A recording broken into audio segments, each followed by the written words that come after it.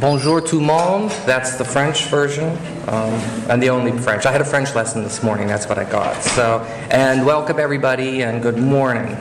So I first have to congratulate you all for being willing to listen to a presentation on ethics in geriatric populations at 8 a.m. on a Friday morning. So it can be something nice way to start your day, right? So what I thought we would do, and for those people who were off-site, my case at the beginning of the presentation is really an acute care type case, and some of my remarks will come out of the acute care setting, but I think that they will be applicable across the spectrum of care. So if you don't work in acute care, I think that much of what I have to say today will be able to be applied to what you're doing either in long-term care and community settings or wherever you are.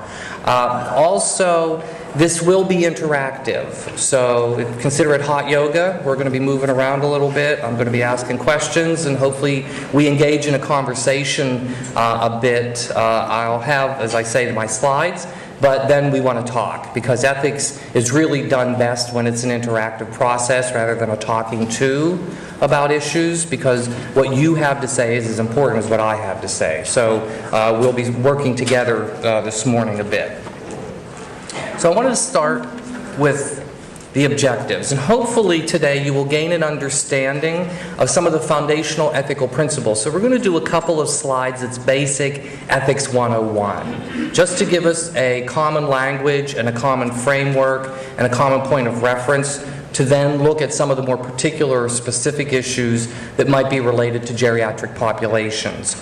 Also, we will then move on to looking at some of the ways in which the ethical principles and the Ethics 101 stuff applies to the specific population that we'll be looking at today. This is the only wordy slide, and it's small, but I'll read through it. And this is just a case to get us thinking for a moment.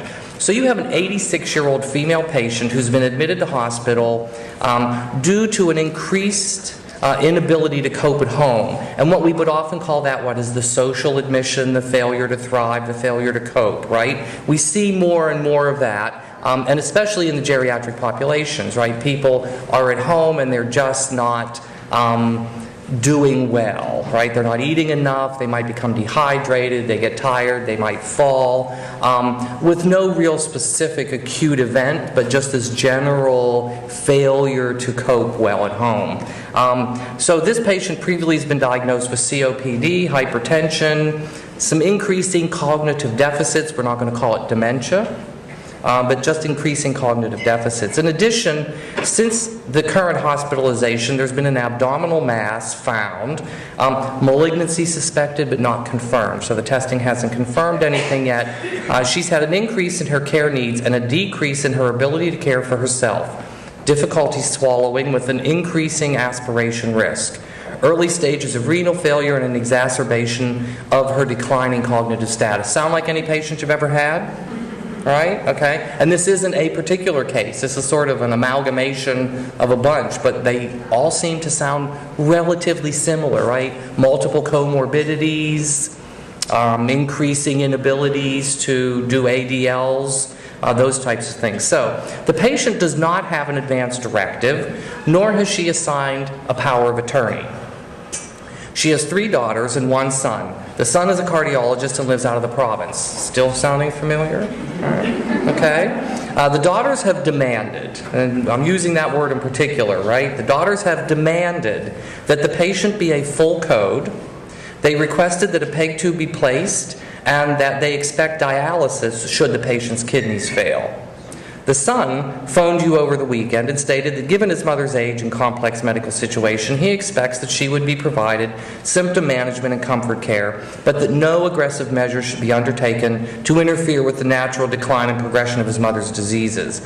He has requested regular updates regarding her status and any interventions or treatments proposed. So, we've had this patient at some point, right? What do you do with that? That's an awful lot, right? You've got a patient who's got lots of things going on, looking like they're approaching the end of their life, maybe not imminently, but certainly getting there. Family who seems to be involved, seems to be caring, but certainly has 2 different sets of agendas. right? What we don't know, because the patient has not completed an advance directive, is do they have prior expressed capable wishes, number one, but number two, are they capable in the moment? So increasing cognitive decline does not necessarily equal inability to make my own decisions, but it can at times. So at what times can she make her own decisions? At what times can't she make her own decisions? And when she can't, who are we going to talk to, the daughters or the son or everybody? Because if we talk to everybody, we're going to have two different diverging approaches to how this patient will be approached in terms of the care and our plan of care. So that sets it up for you. It gives you an idea of the type of complex patient. And that's, I think, part of the key here is that as we age, we become more complex, right? Hopefully. As our brains cease to function as well, we become more complex. As our bodies begin to fall apart, we become more complex. Those complexities create challenges for the healthcare system, right? When, why, and how do we treat for this patient population? So our Ethics 101. What is an ethical issue? And again, hopefully I'm not telling you things you don't already know, but just to keep us all on the same page to move the discussion along a little bit. An ethical situation is when we encounter conflicting values, beliefs, and goals, or we have difficult alternatives. So in the case, we certainly have conflicting goals, at least on the part of the children, which may create ethical challenges as we proceed with the care of this particular patient. Also, when we have conflicting obligations and responsibilities, we may find ourselves having an ethical issue. How many of you in your daily lives face conflicting obligations and responsibilities? This is where you have to work. It's hot yoga, I'm telling you. Right? If you're not putting your hands up, you're not telling the truth. Because we all do all the time. How many of you are parents? Okay, and all of you work. So when your child gets sick, do you go to work or do you stay home with your child? Conflicting obligations and responsibilities. What happens if you don't stay home with your sick child? They're unattended to while they're ill. What happens if you don't come to work and you call off sick because your child is sick? Your unit has a staff shortage that day, so someone has to work harder to cover for you being home with your sick child. Which was the right decision? Depends on your perspective, doesn't it? Your boss may say the right decision is to come in when you're scheduled to work, right? You as a parent might say the right decision is to attend to my child. My priority in that moment is my child over my job, right? Because what we have to do is a prioritization exercise. Which one wins in any given moment? If your spouse was sick, you might come to work and let them tend to themselves at home, right? But if you were sick, you'd expect them to stay home with you, right? Is that how that works? Also, an ethical issue could be if we're concerned with rights, and especially if they're being violated or persons are not being respected. We see this an awful lot when it comes to decision making, especially in geriatric populations. That, oh, she's 975 years old, she clearly doesn't know what she's talking about. We'll ask the kids, right? We often make assumptions that people who are old aren't able to make their own decisions without really exploring very thoroughly if they can. So ethics is wanting to concern itself with respecting individual rights and persons. Also, if we're concerned with fairness and justice, and this can be in a more global sense in the healthcare system, who gets access to what and when? We have wait lists. Can I bump the wait list? If I bump the wait list, why? Should we be providing futile, and I'll use that word in inverted quotes, should we be providing futile care to people in ICUs when those beds are full and somebody who might actually recover from an event not have access to that resource? Is that a good use? Is that fair? Is it just? Is it first come, first serve all the time? Is it greatest need gets served? How do we do that in our system? Also, if you're unsure about what you should do generally or why you should do it, and ethics is very much concerned with process. It's how we do things, because at the end of the day, the outcome is often the same. And one of the things that I am told, hopefully not too regularly, but when I have consults, is at times I'm told, well, you're useless. And I say, well, what do you mean I'm useless? And you know why? You didn't tell me what to do. We called because we didn't know what to do, and we wanted you to tell us what was the right thing to do. Well, guess what an ethicist is never going to do? Tell you what to do. Right? You have to decide for yourself what to do. What we can do is walk you through a process of decision making, so at the end of the day, the decision that's made is one that you are comfortable with. And I can say you in a global sense, you as a team of providers, right? So ethics isn't about telling you what the right thing to do is, because there are multiple right things to do. It's a process of process, and it's a process of decision making and discernment in that sense. So in a sentence, all of that to give you one sentence, right? Which is, when two or more values are in conflict, ethics can help us to decide which value will be given priority. And the classic philosophical example of this would be this. How many of you would say that one of your values is truth-telling? I don't see any hands. That's a problem. Okay? All right? Some of you, at least, should value truth-telling. All right? Okay, one or two.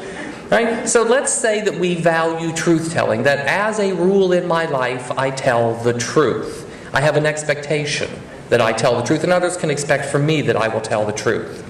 So, how many of you also say you would value human life? More hands this time. We're getting better. We're waking up. The coffee's kicked in. Right? So, you're at home. Your child is upstairs. Someone knocks on the door. You open the door. They ask you where your child is, and they're holding a shotgun. Are you going to tell them your child's upstairs in their bedroom? So you're all liars. Who told me they valued truth-telling? Why'd you lie? Because I valued the life of my child more than I valued telling the truth in that moment. It doesn't mean I'm a liar per se. What it means is I had a conflicting obligation and responsibility. My own personal value, the obligation and responsibility of truth-telling, versus my obligation and responsibility maybe to protect my child and preserve a life. In that moment, I can't do both things. Which one wins? And so ethics is fundamentally about helping to understand when those types of conflicts arise, which one are we going to do and why? And when you look at the case, you've got families. One has a very aggressive approach and one has a more palliative type approach. Which one's going to win and why? And let's assume that the patient isn't the person making the decision, but the children will be when we need consent. So we have to go through that process. And I guess three key words we can use here around ethical decision making is what, why, and how. So ethical decision making is around deciding what we should do. So what are the morally or ethically appropriate decisions? Why should we do it? How will we justify which decision we made? So how do you justify lying to the person at the door with the gun? I justify it by saying that the life of my child is more valuable to me than, in that moment, my personal integrity in telling the truth. That I'm willing to sacrifice that for my child. That's why I did it. And then how? How are we going to do it? The method or the manner of the response. And that's sort of the operationalization piece of the decision making. The what and the why gets us there, and then the how is how we're going to operationalize that. Some basic ethical principles. Autonomy. And here's where you're going to work again. What's autonomy? Because I need a drink, see? What's autonomy?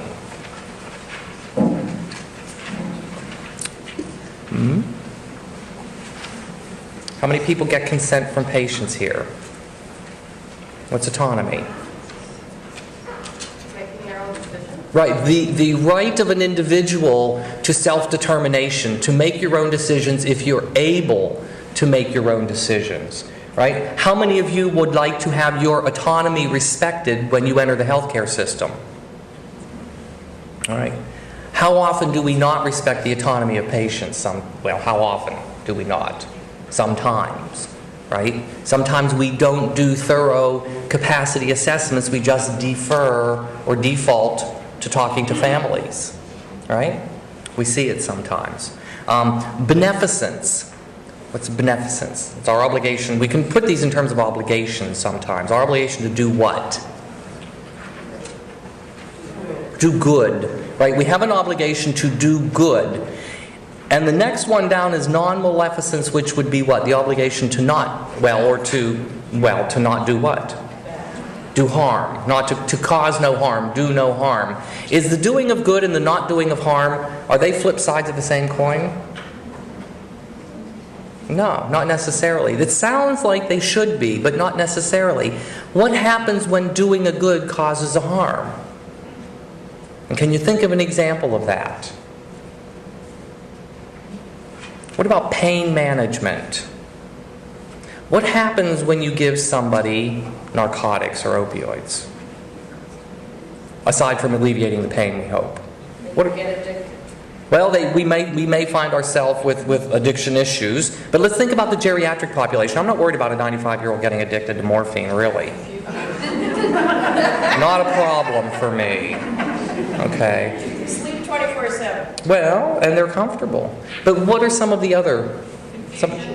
Pardon? Confusion. Maybe confusion, right? It may have some cognitive, negative side effects. What else? Withdrawal. So maybe withdrawal, I heard something else? Respiratory depression. So I've got a very frail elderly person with pain. I give them a narcotic and their respirations are depressed. What do you think might happen? They die.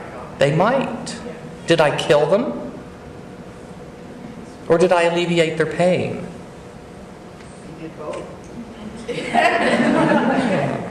I'm not saying that. I'm saying that you actually did. Well, did you do both, or did you alleviate their pain, which led to a secondary effect, which was the lowering of respirations, which brought about a death?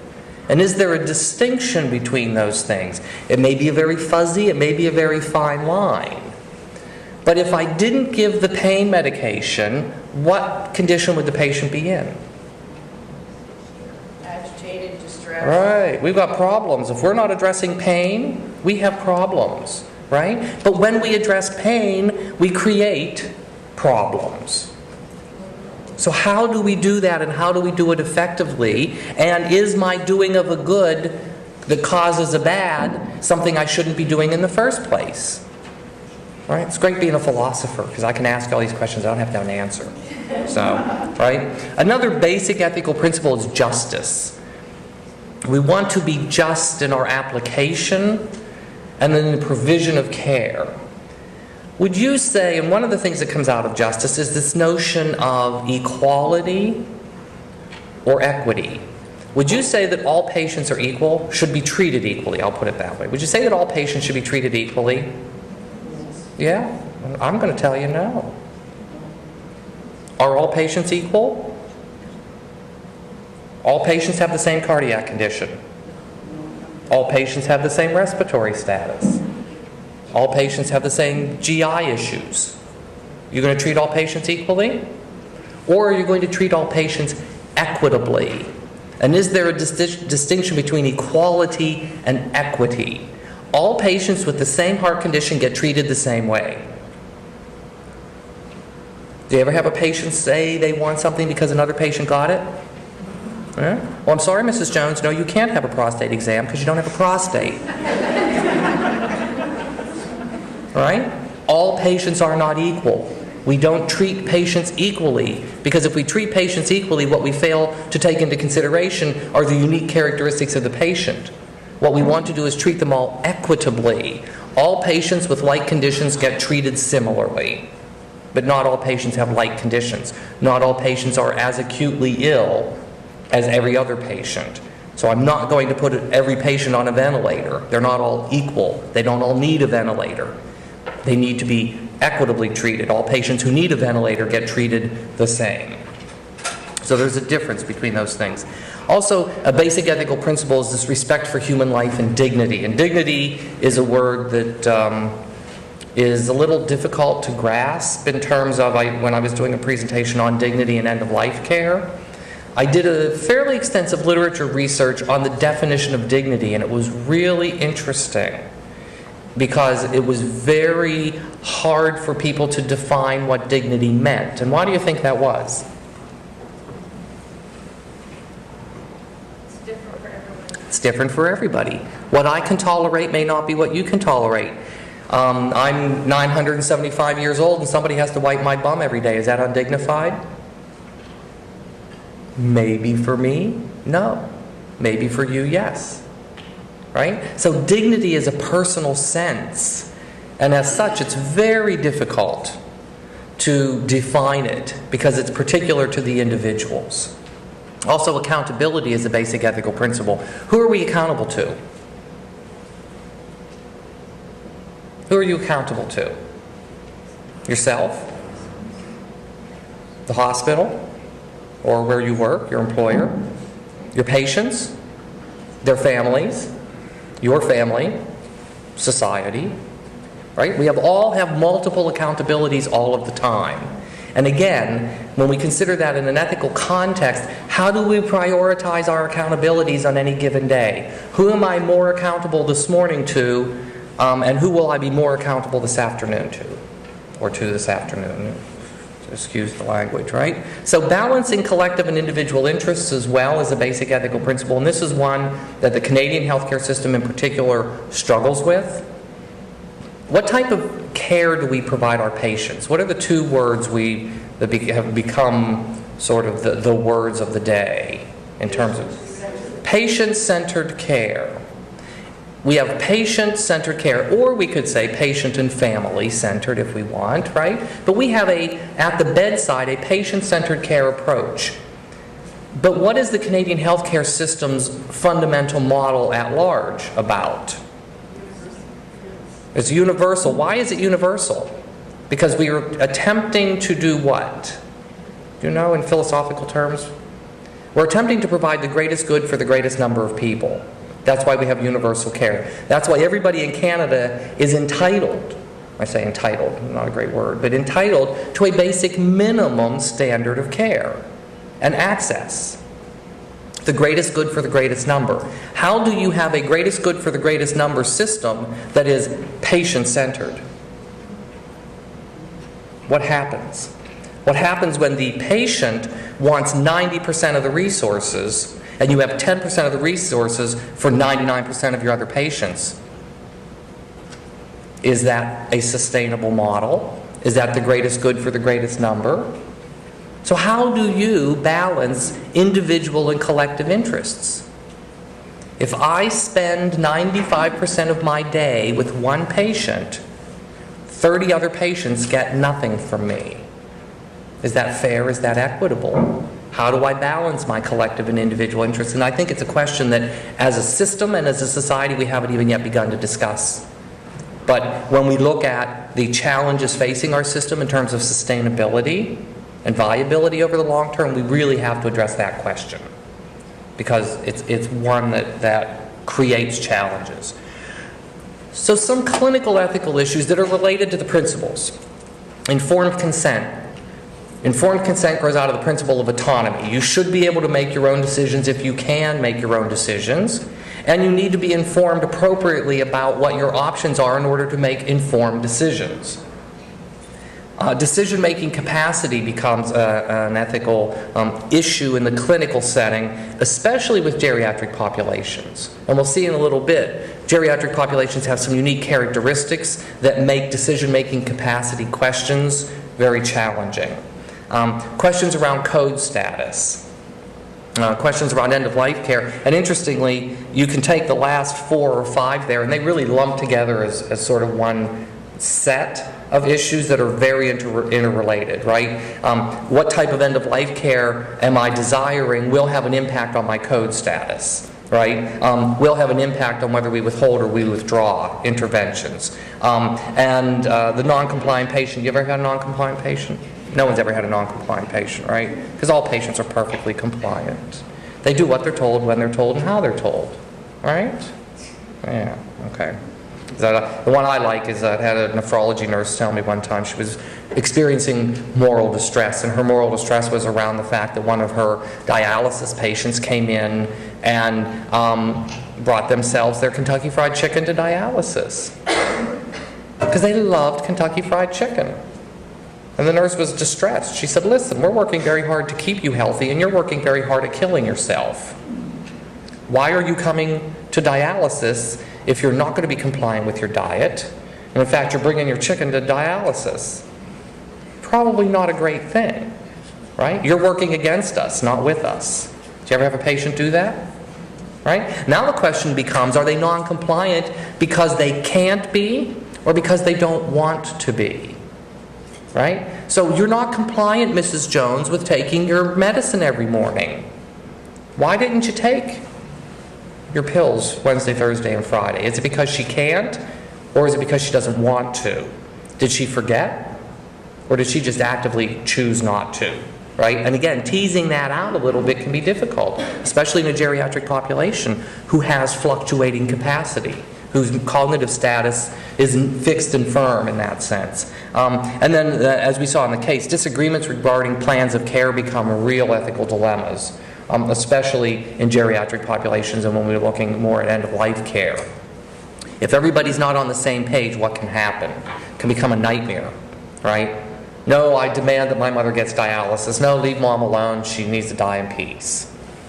Who wins? All right? So within the geriatric population specifically, some of the common issues will be around capacity. We're going to look at these individually, so I'll go through them quickly. Capacity, informed consent, advanced care planning, which we don't seem to do very well at large. We just completed a study. Our department completed a study here at the hospital, and we looked at patients who died in hospital, and we found only 2% had advanced directives. And these were people who were very sick and who didn't survive their hospital stay. Privacy and confidentiality, substitute decision-making, withholding and withdrawing. Again, a lot of these can be lumped into that whole end-of-life category. Code status, end-of-life care, and then this whole question of futility. What is futile and what isn't? Is it futile to put a PEG tube into an end-stage Alzheimer's patient? How many say yeah? How many say no? Now, if we had families and patients in here, we'd have a much more divergent set of opinions. You as providers, you have an idea of what you think because you live it, right? Is the fact that I can't eat because I'm at end stage in terms of my Alzheimer's disease a reason to not put a PEG tube in? You're starving me to death.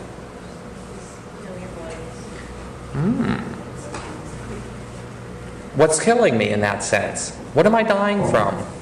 How long can an end-stage Alzheimer's patient live? All other things being equal. Years and years, if we intervene, right? What if their body is healthy and their brain isn't? Right? Did the disease kill them? Did the not feeding them kill them? Is not feeding them part of the disease, so that is, in fact, what killed them? And how do we understand that? And that can be very complex, right? Because food for some people, right, is a basic necessity of life. Some faith systems and some philosophical systems will hold that you can never withhold basic necessities of life. Nutrition and hydration are not things that are optionals, right? So we have to intervene. On the other hand, other systems will say, well, all you're doing is prolonging the dying process, and by prolonging the dying process, you're causing harm.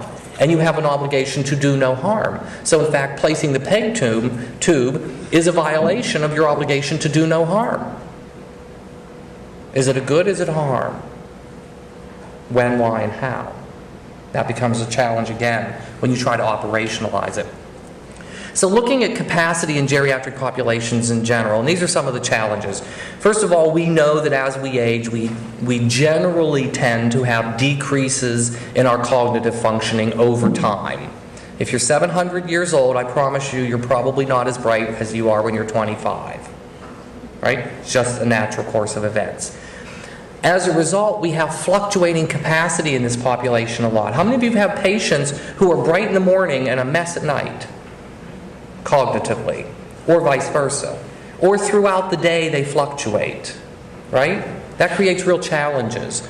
Also, they may have capacity to make some decisions at the same time, not have the capacity to make others. So when we think about capacity and decision making, it's time and decision specific. I might very well have an ability to know that I want spaghetti for dinner. But that doesn't mean that I all have at the same time an ability to consent to cardiac surgery. Because the complex systems of thought that go into consenting to something like that are very different than the way we would process thinking about what we want to eat. Right? And we would allow people to have the freedom within their own abilities to make the decisions they can. The problem becomes when we decide they can't, what do we do with that? Right? And diminished capacity can be chronic or situational. Right? So you have those patients that have diagnoses of dementia, which we know will progress to the negative side, whereas we also have patients who are delirious, and we know will bounce out of that. Could be drug related, it could be anesthesia related, right? It could simply be because I'm in a strange environment. When people come into the hospital from home, they sometimes get confused because they're not at home anymore. I myself wake up in the middle of the night sometimes going, where the hell am I? Right? And I'm laying in my own bed, right? That instant before your brain turns on when you wake up. Maybe that's a sign of something. I'll have to think about it. So informed consent. One of the interesting aspects, I think, of this in terms of the geriatric population is that too much information can sometimes cause confusion in this patient population. And the challenge is when we do an informed consent process, we have certain obligations to provide information on the one hand, but if we provide too much information and we overload the system, the person becomes confused, and then they're not capable of decision making. So how much information is enough? How much can a person absorb? And when does it become too much and it impacts their ability to make their own decisions? And again, there's lots of nuances within that. But also, too little information can impact the informed component of informed consent. Right? So how do you balance this too much information versus not enough information, and what is just enough information? And it's going to change all the time, which means the real challenge is there isn't a standard. So you can't say, well, this is always enough information, because it isn't. It's going to be patient-specific. One of the things that I think is important to consider, especially in the geriatric population and people with fluctuating capacity, is that you should always maximize the opportunity for the patient to have capacity and thus provide their own consent. And when I say that, and this grows out of clinical experience, is if you know the patient is generally bright in the afternoons, don't go in at 7 o'clock in the morning to get consent. Do you see it happen? What is that doing? That's disenfranchising the patient. It's actually violating their right to make their own decision. It's our obligation to maximize their opportunity to succeed at having capacity, not minimize it. Sometimes that means your rounds might have to change a little bit. I'm going to go see Mrs. Jones at 2 this afternoon because I know that in the afternoons she's good. And I want to get her opinion on it. And the challenge is, well, but I know what her answer is going to be and I'm not going to like it. So I'm going in at 7 when she doesn't have capacity and ask her kids, because they'll give me the answer I like, or the answer I want, or the answer I think is most appropriate. It happens. Is it ethical? Well, she didn't have capacity when I was there. You're absolutely right. She didn't. She will in an hour if you bother coming back. Well, I can't come back. I'm busy. Right? I need the decision now. Right? Well, if she's going to die in the next 15 minutes, maybe that's appropriate. If she's not, maybe you need to think about your approach. Right? Timing is everything, especially with advanced care planning. We should do advanced care planning early and often, I say, and often meaning we should revisit it. How many of you in this room have an advanced care plan in place? Everybody over 50, right? Yeah? If you don't, why don't you? How many of you are going to die? Well, 2/3 raised their hands. So we have 1/3 of the room is immortal. We'll forgive them, right? I used to ask people that, and then when I say that, people would say, well, you didn't say when. Do I have to say when? right? We're all going to die. We're all going to need end-of-life care at some point in our lives. How many of us are prepared? How many of the people who may have to make decisions for us are prepared to make decisions for us? I don't care how young and healthy you are. You don't know what's going to happen. Do it early. Why would we want to encourage people to make end-of-life care plans when they're in the middle of the end of their lives? You do it early. When is the worst time to get people to make decisions? When they're in crisis. Right? When do we ask people to make the most important decisions of their life in health care? When they're in crisis. Great evidence-based medicine. Right? We know it's the worst time to do it, so when do we do it? At the worst time. What we need to do is be doing advanced care planning in geriatric populations early, when they're healthy, when they're not stressed, when they're able to think for themselves. Right? How detailed, in terms of advanced care planning, how detailed should the discussion and the directive be? And that's one of the challenges with advanced directives. Practitioners say, well, it's meaningless, because the advanced directive said, I want to die a nice death. Well, what does that mean? Right? So being specific is important. A generalized advanced directive that says, I'd like to die peacefully in my bed. So, okay, well that's great. That gives me lots of directions for your care now. I know exactly what I want to do. Right? So the specificity can be a challenge, right? And with the patient's permission, and this, when we're doing advanced directives, I always think this is a good idea. With the patient's permission, involve others, especially the person who may become their substitute decision maker. We often hear substitute decision makers say, my mother never told me what she wanted. Right? Well, that's not very helpful to you now, is it? Right? Involving the people who will be the decision makers for the patient if they lose capacity is very important, because they need to know what that person's wishes are so that they can respect those wishes. Right? So bringing other people into the conversation, if the patient is open to that, is very important, because there will be other people who may have to make decisions for them, and it's important for them to be involved in the process. In terms of substitute decision making, how many of you find substitute decision making a challenge in the geriatric population? It can be. It can be very tricky in some ways. So when should a substitute decision maker, use the SDM, when should a substitute decision maker be employed? And as in not we're paying them, but utilized? When? That's a straightforward, easy one. Well, when the patient, what? Lacks capacity, right? When a patient lacks capacity. The interesting thing is, even if you have a POA, the POA is nothing until such time as you lack capacity. There is no such thing as a substitute decision maker until there needs to be a substitute decision maker. As long as the patient's able to make their own decisions, they make their own decisions, POA or not. And it's interesting because people will often say, well, I'm a POA. Well, that's great. She's making her own decisions. Go sit in the waiting room.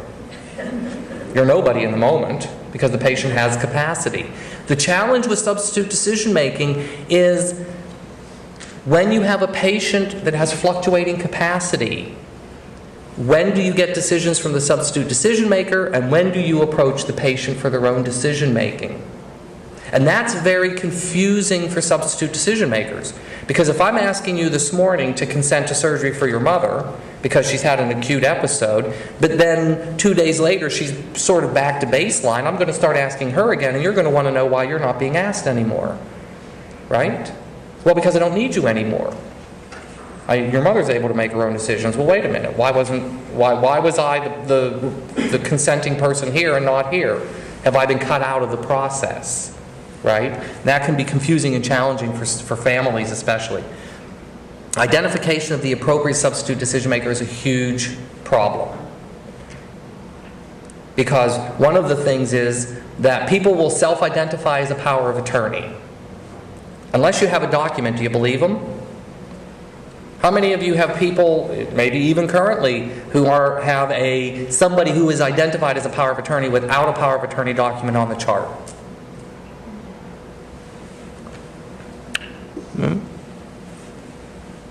It's an interesting point. If you can't prove to me you're the power of attorney, are you? Attention, code 10 Are you the power of attorney? And the challenge that creates is this. Under the Healthcare Consent Act, if there isn't a formal power of attorney and we're using the hierarchy, under the Act, people who rank equally on the hierarchy have all have decision-making ability. And they need to achieve consensus. So if you have 5 children in a family, thinking about the case, you have 5 children in a family. One of them self-identifies as the POA, but really isn't because they don't have a document. But you're getting decision-making from them. You're actually violating the Act.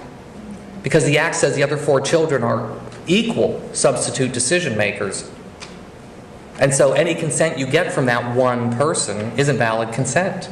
Because you haven't followed the Act as it applies. Right? And the other interesting thing, and this is a nice little stick that the Act builds in, is that if you've got multiple decision makers at the same level that rank equally, they have to achieve consensus. How many of you have had families that can't get their act together in decision making? Right? If the 5 children rank equally, they all have to agree on the plan. And if they don't agree on the plan or can't come to an agreement on the plan, they're actually under the Act disqualified and you move down to the next person on the list. Well, it's really a nice way to get people all on the same page in about 30 seconds when you tell them if you don't get to be the decision makers anymore. They suddenly find a way to achieve consensus because the last thing they want is somebody else making decisions. Right? So it's a nice little bit of a stick. We shouldn't use it too hard, but it's certainly a nice way to say to people, listen, you have a requirement to get together and achieve consensus. Also, what are the obligations and responsibilities, right? And the obligations and responsibilities, especially with this population, could be around respecting prior express capable wishes if they're known, doing what's in the best interest of the patient, right? And one of the challenges is that we often see people struggling with the death of a loved one. As a result, their decision making is often motivated by their own struggle rather than what's in the best interest of the patient, right? So and we've heard families say this, I know this isn't what mother would want, but I can't let her go. Well, do we have an obligation to provide that care because you can't let your mother go, even if we know that's not what she would want, right? Well, if you threaten to sue me, maybe, because dead people don't sue me, right? So, withholding and withdrawing. One thing that's important to consider here, and I think it's important in the way you think about the language you use, we never withhold or withdraw care. We always care for our patients regardless of how we're caring for them. And that's a challenge, and I hear it, and it sort of makes the hairs on my neck stand up when practitioners and providers say, we're going to withdraw care. No, we're not. We're going to withdraw an intervention. We're not withdrawing care. We will always care for our patient. Even if our patient is palliative, we will provide symptom management, we will provide pain control, we will care for that patient. We will just care for them differently than we would care for a patient that we were treating more aggressively. But we always care. So we never withdraw, we never withhold care. It's intervention specific that we may withdraw or we may withhold. Can patients or their SDMs demand interventions? How many of you had families demand that you do something, that you offer something? Can they do that? Do they have a right to do it? No. How many of us acquiesce to the demands, right? But they don't have a right to demand. And this has come out of the Sunnybrook case that's before the Supreme Court, the Rasooli case. In the Rasooli case, the 2 levels of court so far, and I have an expectation anyway the Supreme Court will uphold this, have said very clearly, it is the obligation of the person proposing, and the Act says this as well, it's the obligation of the person proposing the intervention to get consent, and in terms of the development of a plan of care, a plan of care can only be developed by either a practitioner or a group if you're doing teamwork.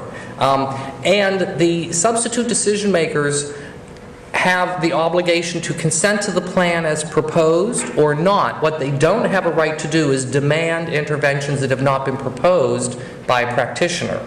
So the interesting question, and we think about this with code status, right? How many times have you heard the question to a patient, what code status would you like to be? A 1, a 2, or a 3? Do we ask that?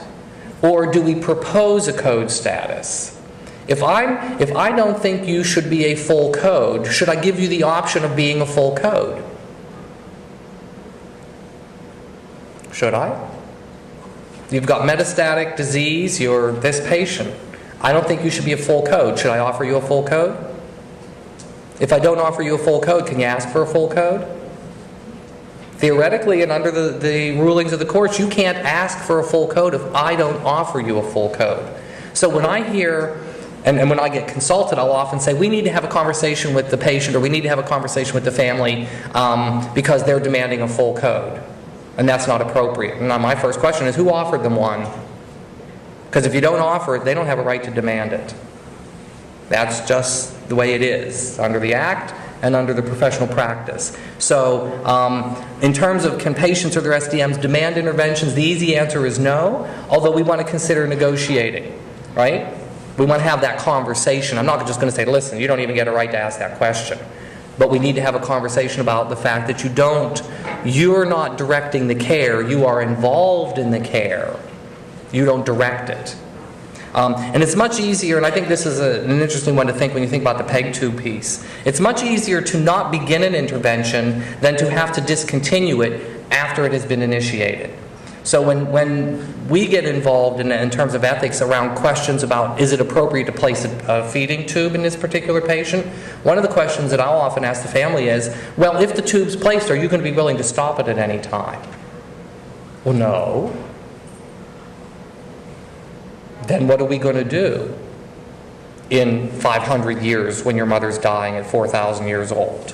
Because she's still going to die, PEG tube or not. It's still going to need to be stopped at some point in time. If you're not willing to consider discontinuing something, you better think very seriously about starting it in the first place. Because then you have this never-ending cycle of what I would consider to be harmful and negative interventions on patients. We prolong suffering eventually if we're not willing to stop things. So it's much easier to not start it than it is to stop it once it's been begun. That's just a psychological piece, right? It doesn't feel so much like I'm killing mother if I didn't start the feeding tube as it does if I make a decision to stop it, right? It feels different. It feels different to me in that sense. So I'm going to have to move forward so I can shut up and you guys can talk a little, right? Is code status chosen? We talked about this briefly, right? Chosen by the patient or designated by the healthcare provider. Right? Is it an offering or is it a free choice? Do I get, there's the menu, right? I can pick A1, B3, and C4, right? Or is it a proposal in a plan of care that I then either consent to or not?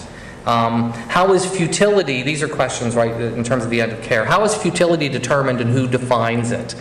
And it's interesting and it creates a challenge because there's a difference between what would be medically futile and what might be religiously or socially or culturally futile. And when what is perceived to be medically futile conflicts what is maybe religious or sociocultural need, how do we resolve those types of dilemmas? Right? Some traditions find value in every instant of life lived. And other traditions will say that quality should supersede quantity. So when you have a quantity over quality patient, and your approach is quality over quantity, how do you come together to form a good plan that respects everybody?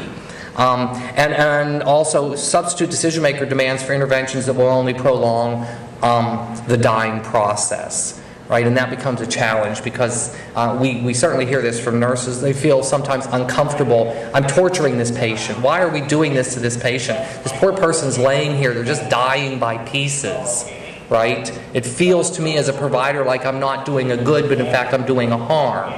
And that for me is a professional challenge, that moral distress around interventions that may only prolong the dying process, but not actually achieve any real goals or outcomes beyond keeping the biological system alive, right? So this is a study that came out at the end of last year. And I just thought it was interesting in terms of some of the perspectives, right? And this was from physicians. They were asked, would you ever give life-sustaining therapy if you believed it to be futile? This is in the U.S., so this won't apply to any Canadian doctors, right? And 35% said they would. How many of you would like to receive futile care? Well, 35% of your doctors are going to give it to you. Maybe they only get paid if they do it. Maybe they only get paid if they do it, right? That's a good motivator for doing it, right? 24% no, and 41% said it depends. So in theory and possibly, you could have up to 76% of physicians providing what they believe to be futile care to their patients. Now, what wasn't asked is why would you do that, right? Why? But just consider that. Would you ever devote scarce or costly resources to a younger patient rather than one who was older but not facing imminent death? And again, you have up to almost 60% who said they might do that. As a regional geriatrics program, think about that. The allocation of resources. Just because I'm older, I should get less? Right? Is it ever acceptable to perform unnecessary procedures due to malpractice concerns? Again, raises an interesting question. And should physician-assisted suicides be allowed in some situations? And we know that in Canada, this is a conversation that we're going to begin to have in more earnest. Quebec is a bit ahead of the rest of the nation in that. And these are your toughest ethical dilemmas. Withdrawal, request for assisted suicide, overstating conditions to get care, and that is a particular U.S. If you're insured, you have to overstate the condition to get the insurance company to pay for it. Right? Deciding whether to report a colleague, which I thought was interesting, and then dealing with family conflicts and end-of-life issues. So, and there's our case again, but I'll shut up and we'll maybe have some questions. Right?